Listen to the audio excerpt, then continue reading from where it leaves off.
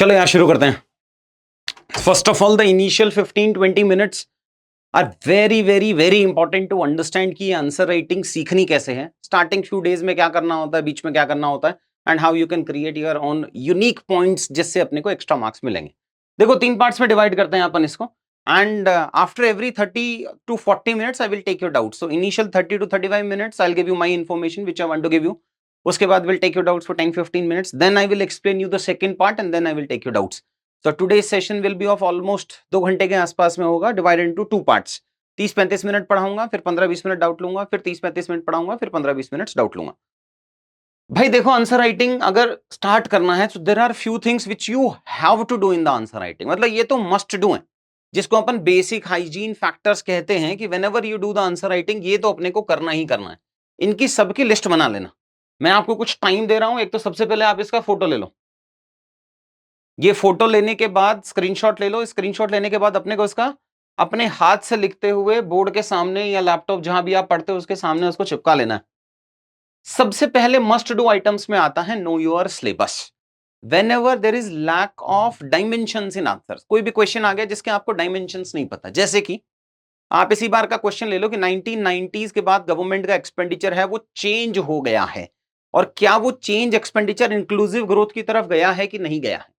या कोई क्वेश्चन आ गया कि इंडिया में एनर्जी पावर्टी है और वो एनर्जी पावर्टी के क्या रीजंस हैं। You take any questions, if you are not able to generate the dimensions, then through the syllabus of UPSC mains you can generate dimensions. As we know, UPSC paper 1 includes history, geography, society. Paper 2 polity, governance and social justice, international relations. Paper 3 we have economics, disaster management, environment, science and tech, internal security and ethics.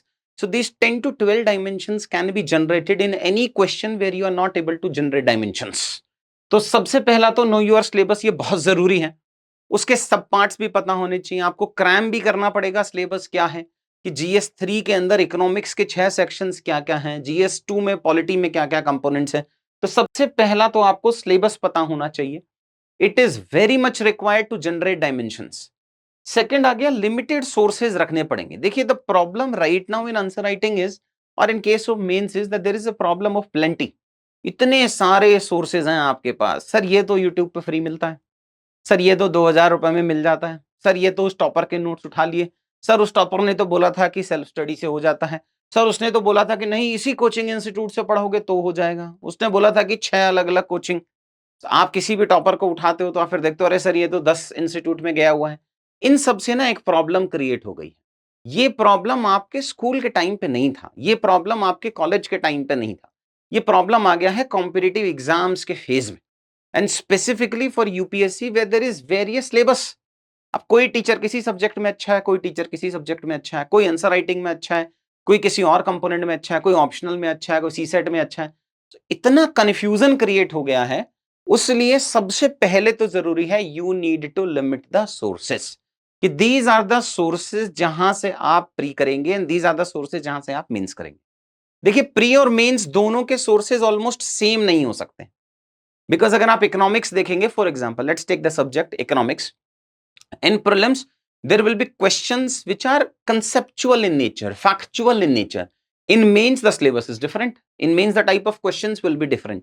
वहां ये नहीं पूछेगा quantitative tools और qualitative tools के बीच में क्या difference है, या सीआरआर को बढ़ा देंगे तो मनी सप्लाई पे क्या इंपैक्ट होगा। In mains the question will be different, कि अगर भाई पॉवर्टी एलिवेशन को डिक्रीज करना है तो एग्रीकल्चर को क्यों प्रमोट करना है, अगर इंडिया को एग्रीकल्चरल का एक्सपोर्ट हब बनना है तो क्या करना पड़ेगा, गवर्नमेंट के स्टेप्स क्या क्या हैं, क्या क्या चैलेंजेस हैं। तो सेकंड, आपको लिमिटेड सोर्सेज रखने पड़ेंगे। If you want to cover this part of syllabus, what is the source for that. देखिए, अगर इसमें आपके ऑलरेडी मेंस के नोट्स बने हुए हैं, या अगर आपने ऑलरेडी कुछ कुछ रेफर किया है तो बात अलग है।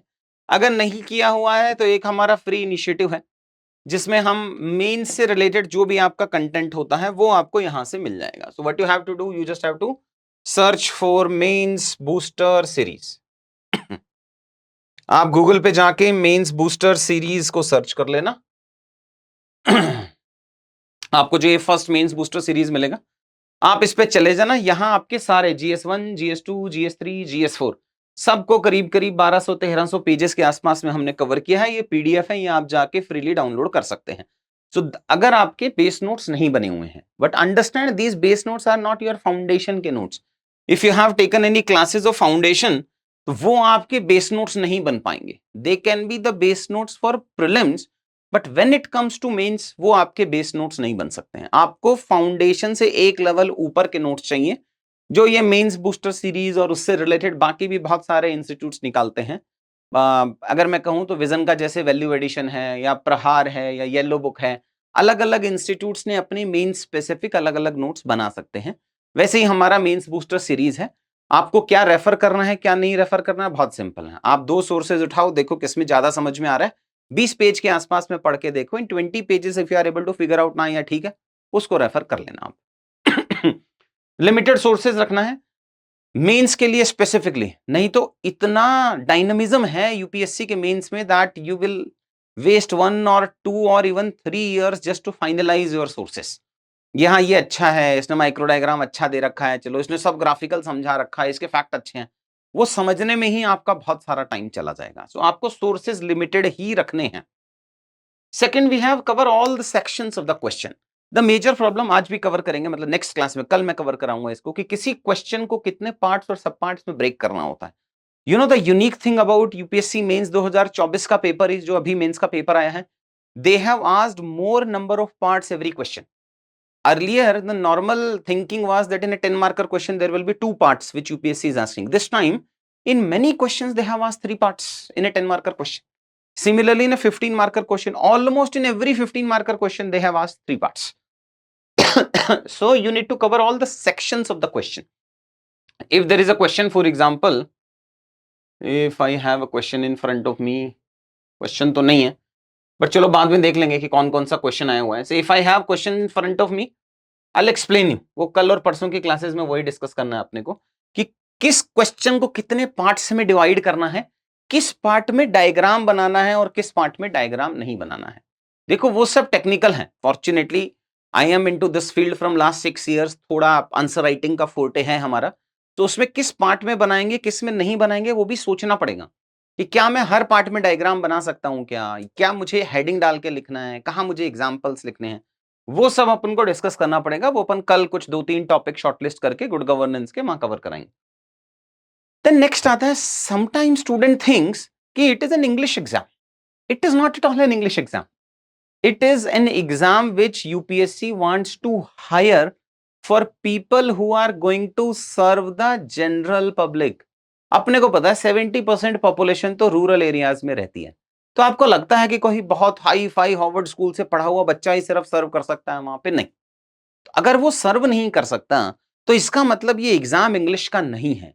इंग्लिश का एक सेपरेट एग्जाम लेता है यूपीएससी, जो क्वालिफाइंग है, 300 मार्क्स का है, 75 मार्क्स लेके आने होते हैं उसमें बस.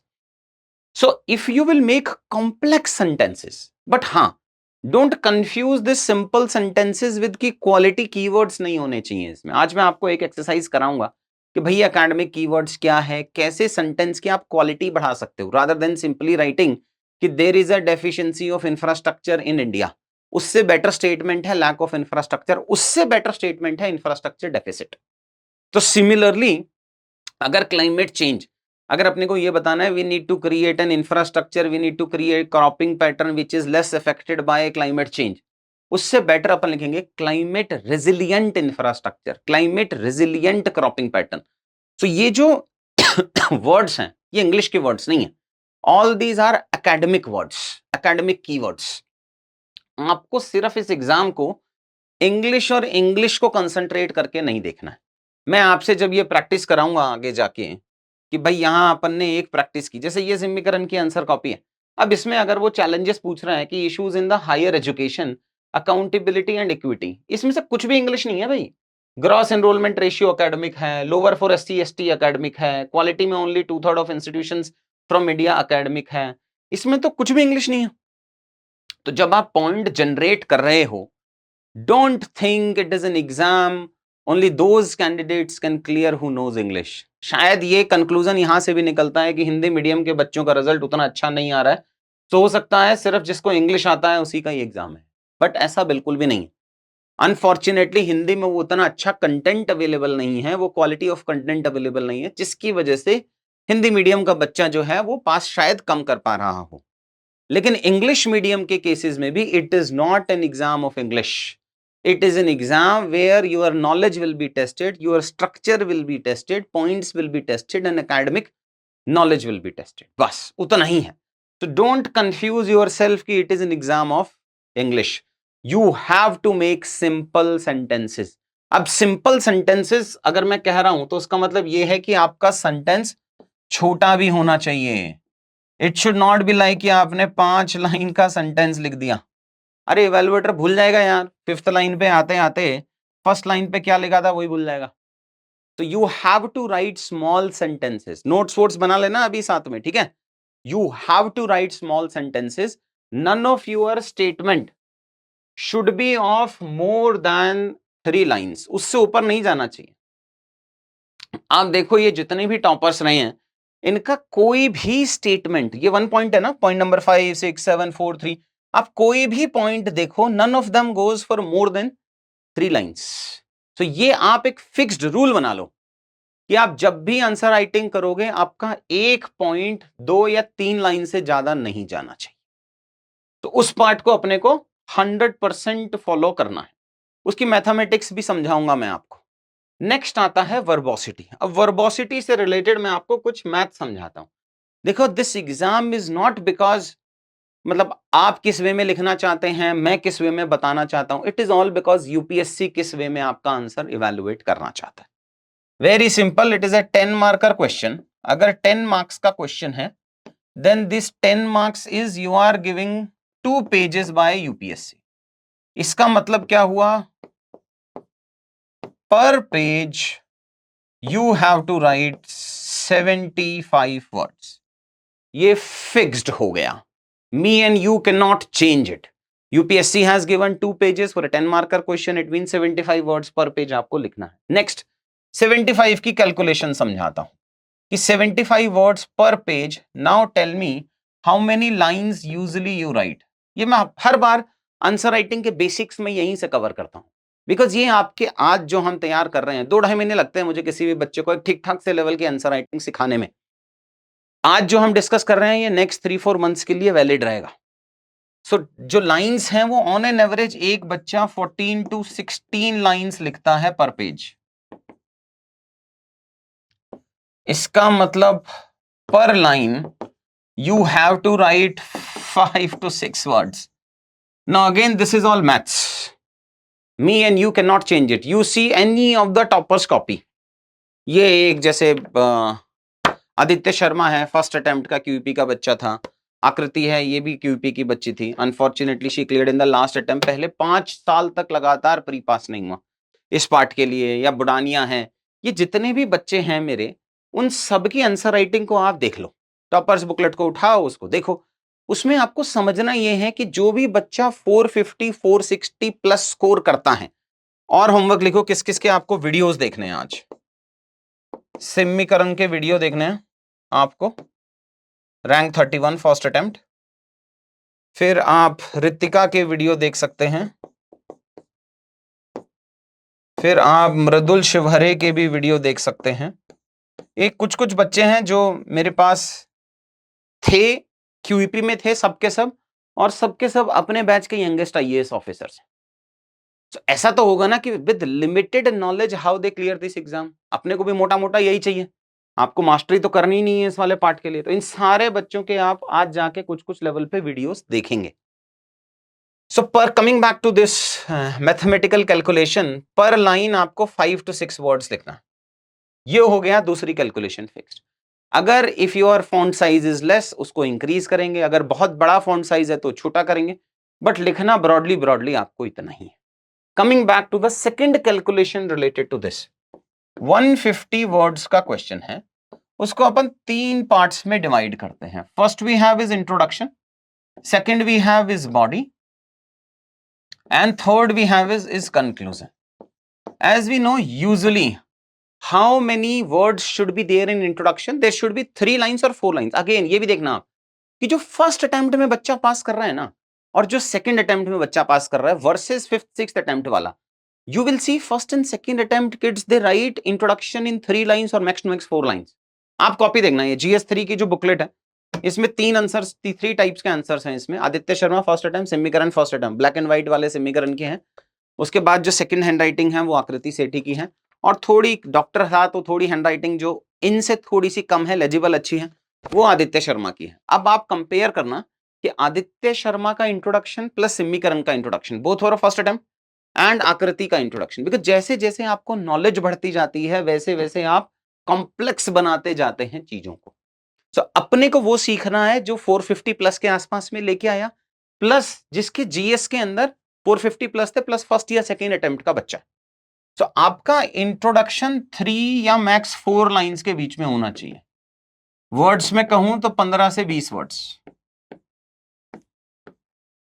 15 to 20 वर्ड्स के आसपास में आपका इंट्रोडक्शन होना चाहिए। सेकंड बॉडी आता है, बट बॉडी से पहले कंक्लूजन बताता हूं। Same 15 to 20 words, that is 3 to 4 lines. इतने में ही कंक्लूजन खत्म करना है आपको। नेक्स्ट आता है इसमें body. Now in case of body, as I told you, देखो इस साल का पेपर फिर एक्सेप्शन था। In 10 marker question UPSC sometimes ask 3 parts, forget about that. Let's take an average of last 10 years. In 10 years, UPSC usually asks 2 parts in a 10 marker question. So your body will be divided into 2 parts. First part of the body and second part of the body. Now in every part you have to write 5 points. Because in every 10 marker question at least 10 points should be there. If you will go and see the answers, you will see कि at least 10 part तो बच्चा point लिखता ही लिखता है।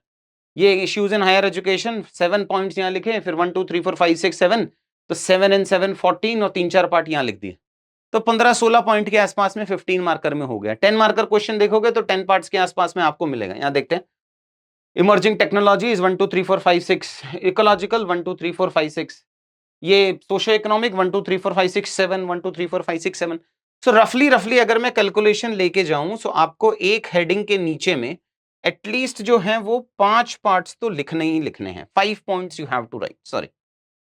सो अब अगर 5 point लिखने हैं, और how many words should be there in body, as we have discussed 100 to 110, 100 से 110 वर्ड के आसपास में होगा। सो अगर 100 to 110 words you have to write, so पर हेडिंग पर पार्ट कितने वर्ड्स हो गए भाई? 50 से 55। Again, you need to understand this mathematics. This also 50 to 55 words. Now tell me, if you have 50 to 55 words और आपको 5 पॉइंट लिखने हैं, तो हर पॉइंट में कितने वर्ड्स हो गए? 10 से 12। 10 से 12 वर्ड्स अगर लिखने हैं और हर लाइन में अपने को 5 या 6 वर्ड लिखने हैं, मतलब एवरी पॉइंट, अब कंक्लूजन निकाल रहा हूं, every point should be in 2 lines. क्या टॉपर यही लिख रहे हैं क्या? चलो देखते हैं, बाकी सबको देखते हैं। ये तो अपन ने 1-2 टॉपर देखे, अब मेरे पास कुछ पीडीएफ है, वहां निकाल के देखते हैं कि बच्चा लिख रहा है। ये इसी बार के बच्चे हैं, ये सेलेक्टेड बच्चे नहीं है, ये वो बच्चे हैं जिन्होंने क्यूईपी बैच 1, बैच 2, बैच 3 के बच्चे हैं जिन्होंने इस बार के मेंस के एग्जाम में टेम्पलेट फिट किया है। अब ये टेम्पलेट क्या होता है, क्या कुछ किया है, वो अपन बाद में देखेंगे, बट अपने को ये समझना है कि क्या हर जितने भी पॉइंट्स में लिख रहा हूं, क्या वो 2 या 3 लाइन में फिनिश हो रहा है कि नहीं हो रहा। रोल ऑफ टेक्नोलॉजी 3 लाइन में finish, 2.5 lines, 2.5 lines, 2.5 lines, 2.5 lines, 2.5 lines. एक इसमें सारे आप सारे होते चले जाएंगे, आपको सब सेम ही मिलता चला जाएगा, कुछ भी डालो। 2 line, 2 line, 2 line, 2 line, 2 line, 2 line, 2 line, 2.5 lines, 2 line, 2.5 plus example, 3 lines, 2 lines. किसी और बच्चे की आंसर कॉपी उठाओ आप। 2.5 3 lines, 2.5 plus 1 example, 2.5 plus 3 example. यही है वैल्यू एडिशन जो हम लास्ट डे कवर कराऊंगा मैं आपको, कि भैया ग्राफ कैसे डालो, मैप कैसे डालो, डायग्राम्स कैसे डालो, फॉर्मूला कैसे डालो, अगर बच्चे ने यूज किया है इसमें कहीं, या नीचे आएगा तो मैं बताऊंगा। But broadly if you can see consensus ये निकल के आया कि आपको every point should have been covered in only 2 lines. अब मैं नेक्स्ट कैलकुलेशन पे आता हूं कि एक हेडिंग डाली आपने, चैलेंजेस ऑफ इंक्लूसिव ग्रोथ लिख लिया आपने, है ना, इन इंडिया। आपने फर्स्ट पॉइंट लिखा, सेकंड पॉइंट लिखा, थर्ड लिखा, फोर्थ लिखा और फिफ्थ लिखा।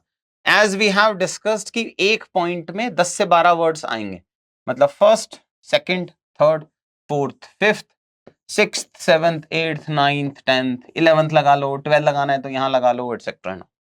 ब्रॉडली चलने वाला यही है। 1 2 3 4 5 6 7 8 9 10 11 12। आपको हर कोई अपना एक पॉइंट 10 से 12 वर्ड्स में फिनिश कर देना। फिर सेकंड सवाल क्या आता है कि ये जो फर्स्ट एंड सेकंड है ना, ये first and second should be some सब हेडिंग्स।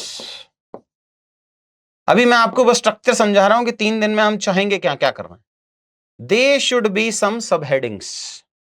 जो लास्ट के 10 11 12 के आसपास में है, they should be some examples. और जो रिमेनिंग वाला है 3 4 5 6 7 8 9, ये 6 to 7 वर्ड्स, ये आपको यूज करने हैं बहुत ही कॉन्शियसली। बिकॉज अगर यहां मैं खराब वर्ड्स यूज करूंगा तो मेरा पूरे आंसर की क्वालिटी खराब होती चली जाएगी। उस लेवल पे भी आपको खेलना पड़ेगा। एक दो एग्जाम्पल दे के बताता हूं मैं आपको कि अगर मैं पढ़ रहा हूं, जैसे ये मैंने कुछ कुछ हल्के हल्के यूज किए। अगर एज आई टोल्ड यू कि अगर आप लिख रहे हो कि भैया इरिगेशन फैसिलिटी के चैलेंजेस क्या है इंडिया में, तो आपने लिखोगा there is lack of availability of infrastructure related to irrigation. उसकी जगह लिखना है सिर्फ लैक ऑफ इंफ्रा, और लैक ऑफ इंफ्रा को भी रिप्लेस कर देना इंफ्रास्ट्रक्चर डेफिसिट से। तो नाउ इंफ्रास्ट्रक्चर डेफिसिट जो आप 6 या 7 वर्ड में एक्सप्लेन कर रहे थे, अब आप सिर्फ 2 ही वर्ड में एक्सप्लेन कर पा रहे हो। मैं आपको कराऊंगा पूरे फिस्कल पॉलिसी की एक्सरसाइज, पूरा एक अपन आज पूरा पीडीएफ लेके आए हैं अपन इसमें, पूरा GS4 1 2 3 डॉक्स, शायद यही होगा, नहीं ये नहीं है। पूरे एकेडमिक कीवर्ड्स की पूरी एक्सरसाइज कराने वाला हूं मैं आपको आज। वो कर लेंगे, चलो लास्ट में आएगा, वहां अपन देख लेंगे कि कहां एकेडमिक कीवर्ड्स वाला पार्ट है। नेक्स्ट आया बैड क्वालिटी ऑफ सॉइल। तो आपको अगर ये लिखना है that the quality of the soil in that area is not good. Fertiliser का क्वेश्चन आया है तो आपको लिखा कि पंजाब के अंदर जैसे इशू आया, ओवर फर्टिलाइजर यूज हो गया, so the quality of the soil in Punjab is not good. उसकी जगह आपको लिखना है कि सॉइल डिग्रेडेशन इन पंजाब। ये इंग्लिश के वर्ड्स नहीं है, ये एकेडमिक वर्ड्स हैं जिस पे आपको काम करना है। अगर आपको ये लिखना है कि गवर्नमेंट के पास में पैसा नहीं है, दैट गवर्नमेंट का फिस्कल डेफिसिट ज्यादा है, गवर्नमेंट ने कोविड में बहुत ज्यादा पैसा लगा दिया etcetera, so rather than writing कि low availability of funds with the government, उसकी जगह आपको लिखना पड़ेगा there is low fiscal space, less fiscal space with the government, because fiscal is a word which is derived from fisc. तो जब तक हम इनकी प्रैक्टिस करेंगे ना, तब जाके कहीं आपका लेवल ऑफ क्वालिटी बढ़ेगा। ये पहले दिन नहीं कराएंगे हम ये वाला पार्ट, वो जो 6 वर्ड्स की कहानी चल रही है ये सब, वो आप जब करीब करीब 1 महीना कुछ हमारे साथ में काम कर लेंगे, फिर सेकंड मंथ से हम लोग एकेडमिक कीवर्ड्स की जर्नी पे शुरू करते हैं। आपको लिखना है cropping pattern which is less dependent upon climate change and all, तो उसकी जगह अपन लिख सकते हैं climate change resilient. Similarly if you have to use sustainable practices needs to be adopted to something, तो उसकी जगह लिख सकते हैं सस्टेनेबल इंटेंसिफिकेशन। तो ये कौन कौन से एरियाज में कैसे कैसे वर्ड्स यूज करने हैं, ये आपको थोड़ा सा देखना पड़ेगा। मैं आपको ओपन करके दिखाऊंगा। अगेन ये भी कीवर्ड्स मैंने नहीं बनाए थे, ये आप लोगों के ही बच्चों ने बनाया है, बैच वालों ने ही, क्यूईपी के कुछ बच्चों ने बनाया था, मैं आपके साथ बस शेयर कर रहा हूं। Anyways coming back to this, जो आपको वर्ड्स यूज करने हैं वो हो गया नो वर्बोसिटी। अब वो वर्बोसिटी रिमूव करने के लिए ही एकेडमिक कीवर्ड्स की एक्सरसाइज अपन करेंगे, आज भी कराने की कुछ कोशिश करूंगा, बट अपने को करना वही है। फिर नेक्स्ट, ये तो हो गया मस्ट डू, ये आपको करना ही करना है। These are the things which you can not escape. देखो यार समझो, मैं आपको 15 मिनट का मोटिवेशन दूं, 20 मिनट का मोटिवेशन दूं, या आप कहीं और से 15-20 मिनट का मोटिवेशन का डोज एवरीडे लें, उससे सॉल्यूशन निकलेगा ही नहीं। There are few things which you have to do, there are few things which you have to skip. Exam की तैयारी कर रहे हैं, फोकस तरीके से करना पड़ेगा। और आंसर राइटिंग उतना डिफिकल्ट है ही नहीं ना, बिकॉज आप देखो ना इसमें कितना एनर्जी लगाना है आपको। If I will show you कि यार आपको इस तरीके के आंसर लिखने हैं, जैसे आप कितने एनर्जी लगाना पड़ेगा आपको इस तरीके का आंसर लिखना। मेरे को लग रहा है 15 दिन में हो जाएगा ये इस तरीके का आंसर। अगर आपको लिखना है तो आप 15 डेज में लिख लेंगे इस तरीके का आंसर, जिसमें अपने को एक हेडिंग लिखनी है, 2-3 कीवर्ड्स लिखने हैं, 2-3 कीवर्ड्स लिखने हैं, एग्जांपल लिखना है, एग्जांपल लिखना है, एग्जांपल लिखना है। सिमिलरली 2 लाइन लिखनी है, एग्जाम्पल लिखना है, 2 लाइन लिखनी है, एग्जाम्पल लिखना है, 2 लाइन लिखनी है, एग्जाम्पल लिखना। आप किसी भी अच्छे टॉपर की आंसर कॉपी देख लो, सेम स्ट्रक्चर निकल के निकलेगा। मैंने ऐसे अच्छा टॉपर मतलब anybody who is scoring more than 450 460 के आसपास में। अगर मैं इनकी बात कर रहा हूं, आनंद आदित्य शर्मा की, ही आल्सो गॉट 445 46 450 के आसपास में। मेधा आनंद जो इस बार की बच्ची है, मेधा गॉट 460 and 3, हर score increase from 350 to 463। She enrolled for QEP 3 times, मतलब रैंक इंप्रूवमेंट का ये बच्चा था, सर्विसेज में होने के बाद क्यूईपी लिया था उसने। फर्स्ट अटेम्प्ट लिखा तो फिर मेंस के बाद लिया था, सेकंड में प्री नहीं हुआ, फिर थर्ड में जाके finally she got all India rank 31। ये एक्स्ट्रा वैल्यू एडिशन है भाई, ये मैं नेक्स्ट स्टेज में अभी बताऊंगा आपको कि ये तो हो गया मस्ट डू। मस्ट डू के बाद क्या करना है, then we will go to the second step. After must do then we have some value addition, कि अब वो एक्स्ट्रा वैल्यू कहां से ऐड करूं मैं। अगर आप ये लिखेंगे पूरा तो आप स्टेट पीसीएस पास कर सकते हैं कोई भी। ये लिखेंगे पूरा तो आप यूपीएससी में करीब करीब 370 380 385 370 380 385 के आसपास में you can fetch. Next question ये आता है कि अब 370 380 से 400 कैसे लाया जाए। तो वो 15 to 20 मार्क्स 20 to 25 मार्क्स, मतलब 5 मार्क्स एवरी पेपर, वो यहां से आएंगे इस वाले पार्ट में। अब यहां क्या है, ये कुछ तो शायद एरर आ रहा है, रुको पहले मैं इसको एरर को हटाते हैं सबसे। हाँ, सबसे पहले क्या करना है अपने को, कि अपने को कुछ केस स्टडीज लिखनी है। सो हर टॉपिक वाइज कुछ केस स्टडी होनी चाहिए आपके पास, कि अगर आप कह रहे हो सॉलिड वेस्ट मैनेजमेंट है, तो सॉलिड वेस्ट मैनेजमेंट किसी डिस्ट्रिक्ट में अच्छा चल रहा है क्या, एलापुजा मॉडल ऑफ केरला लिखोगे क्या वेस्ट मैनेजमेंट का, तो आप सब्सटेंशिएट करेंगे अपने हर पॉइंट को किसी case study, example, facts, figure से। सो एक केस स्टडी या फिर कोई कमिटी एग्जाम्पल में आपको लिखना पड़ेगा। एक ये वैल्यू एडिशन कर सकते हैं आप। सेकेंड वैल्यू एडिशन हो सकता है आपकी, जब आप आंसर लिखेंगे स्पेसिफिकली है 15 मार्कर, उस 15 मार्कर में आपको वे फॉरवर्ड लिखना चाहिए।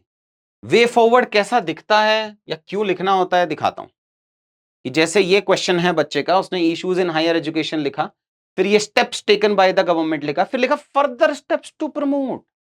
ये further steps, way forward, suggestive measures, यही सब है जो आपको आधा नंबर एक्स्ट्रा दिलाएगा। और फिर ये कीवर्ड बेस तो मतलब यूएसपी था ही उस बच्ची का। तो ये आपको इस तरीके से लिखना पड़ेगा, वे फॉरवर्ड या गवर्नमेंट स्कीम्स। वो सेकंड आपका वैल्यू ऐड हो सकता है।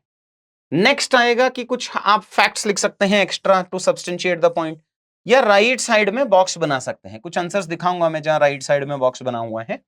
तो सेकंड थर्ड हो गया ये वाला वैल्यू एडिशन। फिर आप कुछ एक्रोनिम्स लिख सकते हैं आप, जैसे श्रुति शर्मा बच्ची थी, शी गॉट 492 या 494 इन जीएस, तो श्रुति गॉट वेरी हाई मार्क्स, तो उनका एक लिखने का स्टाइल था। सिम्मी था, she also got, Medha, she also got very high marks. तो इन सारे बच्चों के से कुछ अपन सीख सकते हैं। जो फर्स्ट सबसे पहला बैच था ना मेरा 2018, वहां से Srishti Jain Deshmukh, INA current affairs वाला जो बैच था हमारा, उस बैच की स्टूडेंट थी, वो ऑनलाइन स्टूडेंट थी बट हाँ। सो वहां वाले पार्ट में उन सबके टॉपर जिन्होंने 465 470 मार्क्स अगर आया है, वहां उन टॉपर्स की आंसर कॉपी आपको देखनी चाहिए। वहां से समझना चाहिए कि अपन 3PI 4PI 5I वो सारे कैसे एक्रोनिम्स यूज कर सकते हैं। एसडीजी लिख सकते हैं, बट भाई याद रखना एसडीजी को आप कंक्लूजन में यूज मत करना। अब आप मेधा का एक वीडियो देख लेना, मेधा सर्च करना, मेधा आनंद, आपको एक वीडियो मिलेगा जो उन्होंने हमारे साथ में लिया था। She will share her part of the story कि वाई शी स्कोर्ड 350 मार्क्स और 463 कैसे आया। तो उन जो हमने क्लास में समझाया था, she implemented in a very good way. आपको एसडीजीज को, विकसित भारत को, इंडिया 2047 डेवलप्ड कंट्री 5 ट्रिलियन, ये सबका जमाना अब जा चुका है। क्यों जा चुका है? क्योंकि 12,000 बच्चा मेंस लिख रहा है, उस 12,000 में से 20 क्वेश्चन आते हैं और 20 क्वेश्चन में एक बच्चा कहीं ना कहीं ये लिख ही देता है। तो मतलब ऑलमोस्ट 10,000 किड्स आर राइटिंग विकसित भारत, इंडिया 2047, 5 ट्रिलियन, ये एसडीजी। तो ये हो गया पुराना। ये कुछ ऐसा एक्स्ट्रा एज नहीं है, एक्स्ट्रा वाव फैक्टर नहीं है इवैल्यूएटर के लिए कि वो आपको कंक्लूजन पढ़ के नंबर देता हूं, कि वो आपको कुछ एक्स्ट्रा मार्क्स दे। इसीलिए इन कॉमन सारे जो कीवर्ड्स हैं उनको रिप्लेस करना पड़ेगा आपको कुछ अच्छे कीवर्ड से, जैसा मैंने इसके केस में दिखाया, सॉरी, जैसा मैंने ये सिम्मी वाले आंसर्स में दिखाया था। आपको यूज करना है knowledge, global knowledge in skill super power, India को बनना है। तो उस तरीके के आपको यूज करने पड़ेंगे। और लास्ट हो गया कि कुछ आप स्पीच यूज कर लो मोदी जी की, अच्छे कोट्स यूज कर सकते हो आप सोसाइटी में, पॉलिटी में, सोशल जस्टिस में, एथिक्स में, उन सब के अंदर आप अच्छे स्पीचेस एंड कोट्स वगैरह यूज कर सकते हो। तो ये हुआ वैल्यू एड वाला कंपोनेंट, ये आपको लेके जाएगा 410 के आसपास में मैक्सिमम। फिर आता है you have to make your own USP, unique selling point. कुछ ऐसा होना चाहिए जो आपकी कॉपी में अलग हो, मतलब कि जो जो इवैल्यूएटर को 20 सवाल देख के लगे कि ये तो मैंने पहले कभी देखा ही नहीं था इस तरीके का कुछ काम, तब वो आपको हर पॉइंट में एक्स्ट्रा 0.5 1 0.5 या 1 ऐसे ऐसे नंबर देता चला जाएगा। Now you need to decide कि आपका वो यूएसपी क्या होगा। हर स्टूडेंट का अपना कुछ यूएसपी होता है। कुछ बच्चे ऐसे होते हैं जिनका इंट्रोडक्शन बहुत वाव होता है, कुछ बच्चे ऐसे होते हैं जो पॉइंट जनरेशन बहुत अच्छा करते हैं। तेजस अग्निहोत्री है, रैंक 36 37 आया इस बार, लास्ट ईयर ही गॉट आईपीएस, सॉरी आईआरएस। उनके सिस्टर हैं, she also cleared along with Akriti Sethi in her last attempt. 5 pre नहीं हुए थे उस बच्ची के भी, आखिरी अटेम्प्ट में अपराजिता, तो शी क्लियर्ड इट। सो ये जो तेजस की, जो मैं तेजस अग्निहोत्री की बात, उसका यूएसपी क्या था बच्चे का, वो पॉइंट जनरेशन बहुत करता था। वो 15 मार्कर में 20 पॉइंट लिख के आता, 10 मार्कर में 15 पॉइंट लिख के आता था। तो हर उसका अपना यूएसपी है। जो मैं गौरव बुडानिया की बात कर रहा हूँ, गौरव बुडानिया 10 मार्कर क्वेश्चन में 200 वर्ड लिख के आता था, because he rights very fast, छोटे छोटे फॉन्ट साइज है, लिखता ही बहुत तेज है वो। सो हर बच्चे को अपना एक अलग यूएसपी बनाना पड़ेगा। आप जब 10-12 टेम्पलेट्स या कुछ लिख दोगे मेरे पास, I can also help you out कि भाई तेरा ये यूएसपी है, इस वाले पे और एक्स्ट्रा काम करेंगे, बिकॉज उसमें आपके answer one of the best होने चाहिए। उसमें अपने को बेस्ट 100 कॉपीज में आना चाहिए उन वाले यूएसपी। अब वो क्या क्या हो सकता है, देखो एक तो हो सकता है इंट्रोडक्शन, या तो किसी बच्चे का इंट्रोडक्शन बहुत अच्छा हो, 1% डेटा यूज कर रहा हो। Different different types of introduction होते हैं, आयरनी बेस्ड इंट्रोडक्शन है, फैक्ट बेस्ड है, हिस्टोरिकल है, करंट अफेयर्स बेस्ड है, डेफिनेशन बेस्ड है। तो या तो आप अलग अलग तरीके के इंट्रोडक्शन में अपनी महारत हासिल कर लें, वो हो सकता है। या सेकंड हो सकता है आपके एग्जाम्पल्स अच्छे हो सकते हैं। जो एग्जाम्पल्स आपको लिखने हैं यहाँ पे, हो सकता है आप एक पार्ट में एग्जाम्पल बहुत अच्छा अच्छा लिखते हो। ये जो बच्चे लिखे ना एग्जाम्पल एंड ऑल करके, तो हो सकता है आप एग्जाम्पल बहुत अच्छा लिखते हो, तो आप एग्जाम्पल को अपना फोर्टे बना सकते हो, या फैक्ट्स को अपना फोर्टे बना सकते हो। वो सेकंड पार्ट हो गया। Next what you can do is you can have some new dimensions. कि सपोज करो majority of the people think कि एग्रीकल्चर को सब्सिडी इसलिए देनी चाहिए बिकॉज गवर्नमेंट का प्रेरोगेटिव है, पावर्टी है, ये है वो है। आपने कुछ एग्रीकल्चर का नया डायमेंशन दे दिया कि भाई टेक्नोलॉजी का यूज ही तभी होगा जब एग्रीकल्चर में डिमांड आएगी। या आपने नया डायमेंशन दे दिया कि भाई साहब एग्रीकल्चर में फार्मर की मीडियन एज 59 ईयर्स है, तो अगर वो ओल्ड एज को आपको प्रोस्पेरिटी बढ़ानी है तो आपको एग्रीकल्चर को एक्स्ट्रा पैसा, एक्स्ट्रा सब्सिडी, एक्स्ट्रा इन्वेस्टमेंट देना पड़ेगा। Some new dimension in every question, वो आपका यूएसपी हो सकता है। कुछ माइक्रो डायग्राम्स बना सकते हो आप, आजकल ये जो मैं बना रहा हूं ग्राफ्स बना सकते हो आप। कुछ नया इसी साल में शुरू किया है, फॉर्मूला बना सकते हो आप। तो ये फॉर्मूलेस कुछ नए हो सकते हैं। ये पॉकेट बुकलेट जो हैं इसमें से आप देख लेना।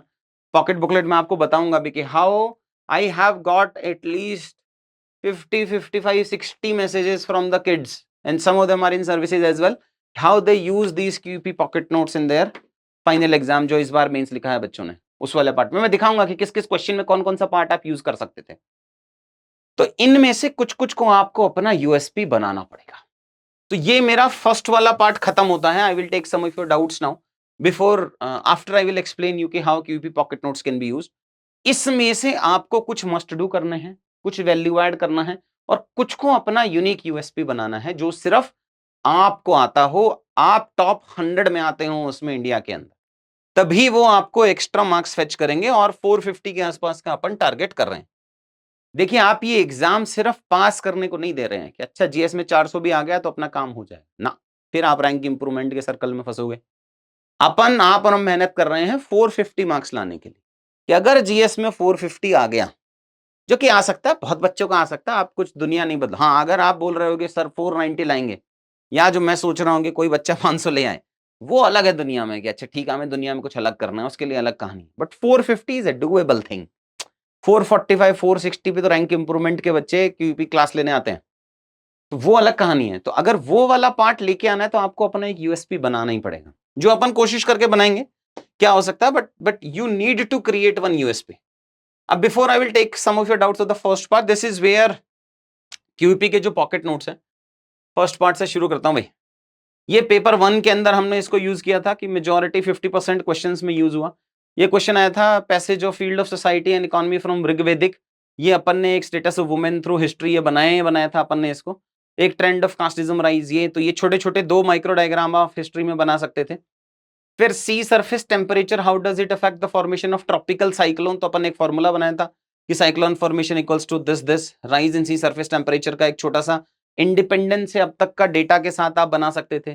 Then there is a question, why do large cities tend to attract more migrant than the smaller towns, तो मेजर इंटरनल माइग्रेशन कहाँ से कहाँ हो सकता है, कहाँ से कहाँ होता है, वो एक फॉर्मूला लिख सकते थे आप उसमें after introduction. Then we have lopsided urbanisation बना सकते थे आप कि भैया अर्बन में इतना परसेंट पॉपुलेशन है बट इतना परसेंट जो है वो रिसोर्स कंसंट्रेशन बैठता है, तो अर्बन में 70% रिसोर्स कंसंट्रेशन है बट ओनली 30% पॉपुलेशन है, ये बना सकते थे आप।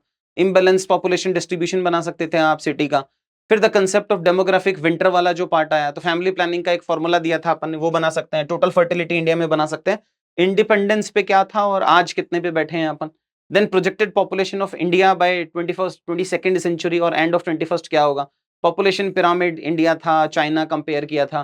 फिर ये distinguish between gender equality, gender equity etcetera, तो उसके ये कुछ कुछ जेंडर डिस्पैरिटी, ये कुछ कुछ फॉर्मुलेज दिए थे हमने, ये बना सकते थे आप। कुछ 1% डेटा था, बहुत बढ़िया यार, ये इंट्रोडक्शन रेडीमेड रहता है 1% डेटा कि भाई 1% increase in women participation, Indian labour force participation 0.4% of GDP बढ़ जाता है। तो ये वाला पार्ट अपन इस क्वेश्चन के अंदर यूज कर सकते थे। वुमेन कंट्रीब्यूशन टू जीडीपी है, ये सारे वैल्यू एडिशंस हैं एक एक क्वेश्चन के अंदर, 2-2 3-3 रेडीमेड कंक्लूजन्स और रेडीमेड इंट्रोडक्शंस अपने को मिल रहे हैं, ग्राफ फिगर्स मिल रहे हैं।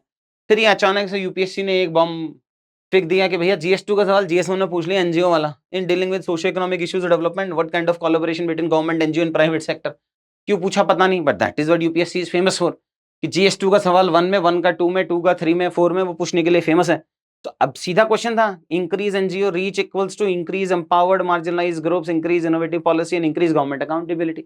ये फॉर्मूलाज आपको बनाने, अब मैं दिखाऊंगा आपको कि कैसे अभी के जो बच्चे हमारे पास में पढ़ रहे हैं वो कैसे इन फॉर्मूलाज को यूज कर पा रहे हैं, मतलब how they are doing it and how you also have to do it.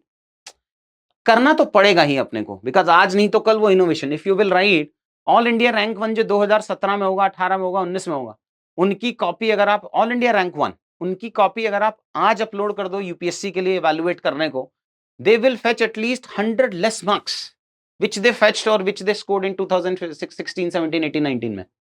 Because अब वो इवॉल्व हो गया है, आंसर्स इवॉल्व हो गए हैं, ग्राफ चाहिए, फॉर्मूला चाहिए, फैक्ट्स फिगर्स चाहिए, बहुत सारे चेंजेस हो गए हैं। तो ये GS1 के अंदर अगर मैं लेके जाऊं तो ये ओवरऑल इन सारे क्वेश्चंस में आपको GS1 में यूज कर सकते हैं। Critically analyse the proposition there is high correlation between India's cultural diversity and socio economic marginalisation, ये आप डायग्राम्स बना सकते थे। Similarly if you go to GS paper 2, analyse the role of local bodies, good governance के points हैं, ये आप GS2 के अंदर यूज कर सकते थे। ये सारे पॉइंट्स हमने दे दिए हैं, डिस्क्रिप्शन में हम आपको इसका लिंक दे देंगे अगर आपको देखना होगा कि how QP pocket notes can actually be used in this year mains paper. ये GS3 है, GS3 में तो मतलब भर भर के आपको use, wherever you want to use you can use this components. और लास्ट है GS पेपर 4। GS पेपर 4 में अगर आप बहुत यूनिक तरीके से नहीं लिखोगे तो आपके मार्क्स बहुत अबव एक्सेप्शनल नहीं आएंगे। उसके लिए QP pocket notes are very very useful, जहां अपन फॉर्मूलाज यूज कर सकते हैं, मतलब डायग्राम्स एंड ऑल तो अपन यूज कर ही सकते हैं 1% डेटा, बट ये फॉर्मूला GS पेपर 4 के अंदर बहुत रिलेवेंट है, not only in section 1 but in case studies as well. वो तो ठीक है अपन ने यहाँ यूज कर लिया डायग्राम्स वो सब, बट अपन केस स्टडी के अंदर भी बहुत सारा वैल्यू एडिशन कर सकते हैं।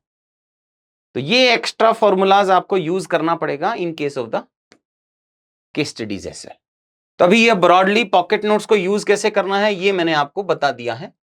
उसका एक्चुअल एप्लीकेशन अगर मैं आपको दिखाना चाहूं before I will take some of your doubts, तो आप यहां देख सकते हैं इन बच्चों की आंसर कॉपी में, ये है जैसे, या ये है जैसे, यहां देख सकते हैं कि socio economic problem of small and marginal farmers. अपने को पता है कि almost 89% small and marginal farmers हैं, नंबर इंक्रीज फ्रॉम 86%। उनके सोशियो इकोनॉमिक चैलेंजेस क्या हैं, तो सोशियो इकोनॉमिक चैलेंजेस के अंदर अपन पिट्स लगाया होगा इस बच्चे ने, यहाँ पे कोई टेम्पलेट 2021 का सवाल है, तो उसने कहा large but poor problem 86% farmers. ये 86 इसलिए लिखा है बिकॉज इकोनॉमिक सर्वे ने अब उसको 89% किया है, but majority of the sources it is 86% only. Handkerchief size of land holding, poor upgradation है, लो एंचुअल। तो ये जो डायग्राम्स है ना कि भैया लैंड साइज 1980 में 2.1 हेक्टेयर था, 2015 में 1.08 था और अब 0.9 है। ये एक्स्ट्रा वैल्यू एडिशन जो पार्ट है, ये एक्स्ट्रा वैल्यू एडिशन अपने को अब करना पड़ेगा। Some of you can make these diagrams as your USP.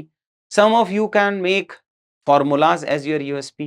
Some of you can make introduction as your USP. But conclusion also is a good USP, trust me. Conclusion पढ़ के ही number देना है evaluator ने.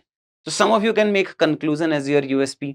And some of you can make facts, figures, example जो substantiate करने के लिए अपन use कर रहे हैं. अगर आपकी क्रैमिंग पावर बहुत अच्छी है तो इस पार्ट को यूज करो, इसको बनाओ आपका यूएसपी वाला कंपोनेंट।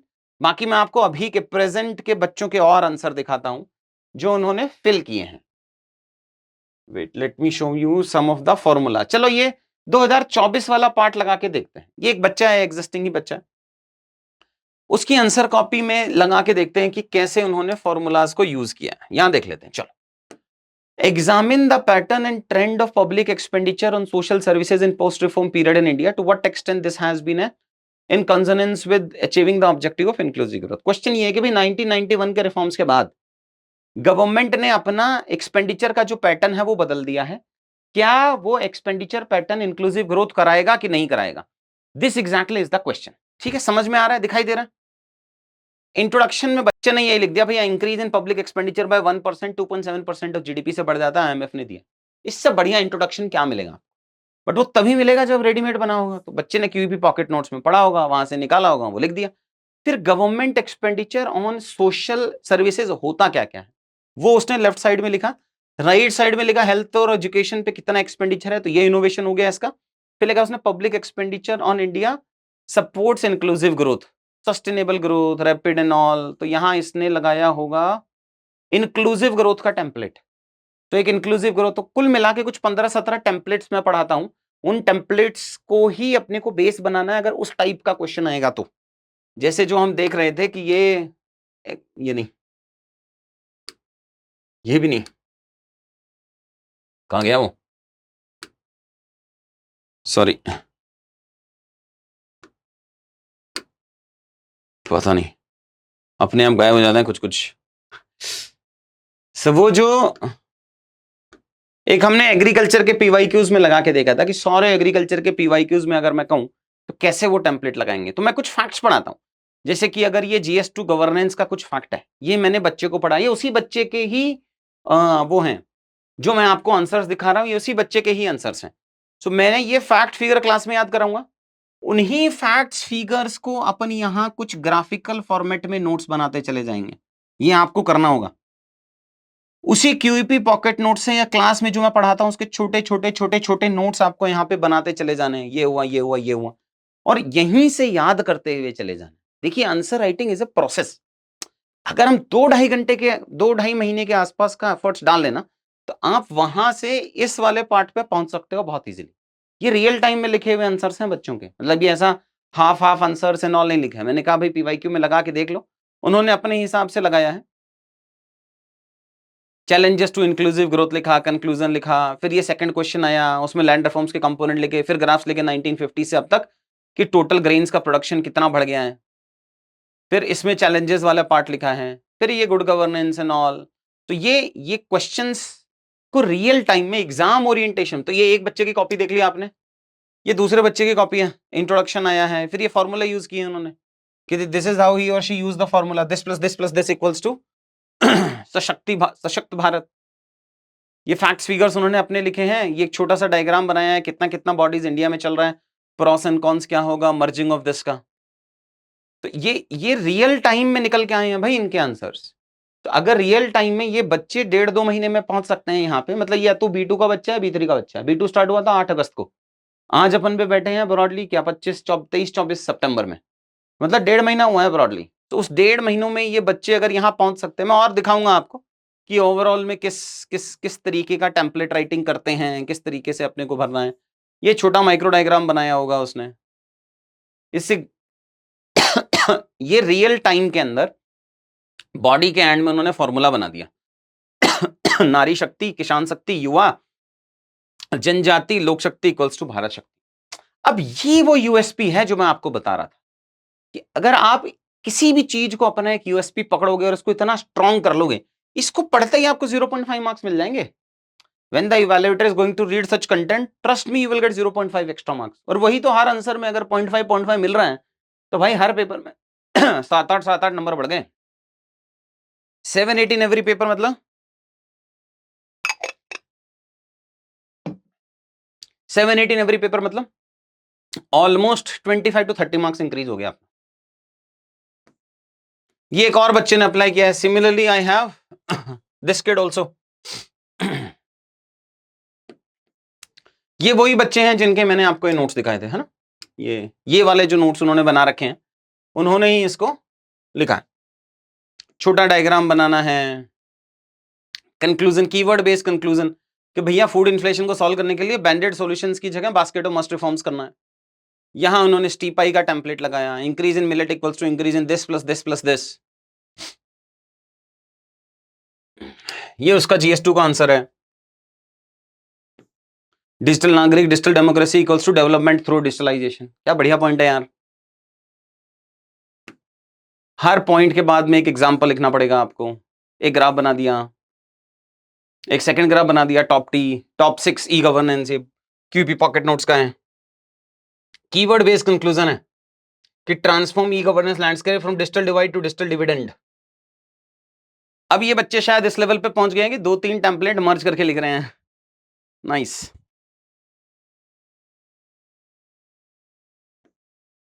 लास्ट में याद आया होगा कि भैया एक फॉर्मूला ही बना लेता हूं, तो यहां पे ऐड कर दिया। एनीवेज, ये तो हुआ कहानी मेरी तरफ से, जो मैं स्टार्टिंग के आपको ये बताना चाह रहा था कि अपने को करना क्या क्या है, मस्ट डू क्या है क्या नहीं है। फिर आप एक बार इसको देख लो। I will take some of the doubts, मतलब नॉट ऑडियो वाला डाउट नहीं लूंगा, whatever you have typed वो वाले डाउट लूंगा कुछ कुछ। उसके बाद में मेरे को सेकंड स्टेज में आपको टेम्पलेट बेस समझाना है, फिर अपन नेक्स्ट स्टेज में जाएंगे।